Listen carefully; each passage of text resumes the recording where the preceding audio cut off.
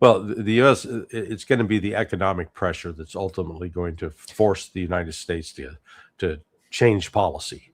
But Whether we, I've got Steve Hank right after this. I'm going to be talking because of that exact reason. Steve Hanke, you might know him, professor of applied economics at Johns Hopkins University. I'm speaking to him about that exact reason because last time I spoke to him, he said to me, Mario, the economy has no way of sustaining this war. Not put aside months, even weeks. That was a discussion we had about 2 weeks ago.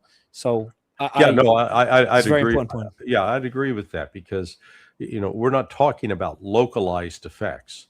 We've had a significant disruption in the supply chain, and Commodore Steve Jeremy. I don't know if you know who he is. He appears frequently on Danny Davis's channel, but he was a naval officer in the British Navy. But he presented a chart last week that showed the correlation between energy, GDP, and I forget the other aspect. But basically, this drop in supply of energy, that the GDP is going to follow that same angle, the same direction.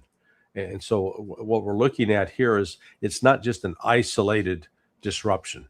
This is a global disruption in the supply chain, and it affects everything. Everything. And so when you add microchips, all your electronics get affected. The fertilizer affects the entire food supply. Oil has multiple applications. From going on a holiday will be impacted. Just inflation in general will take a hit.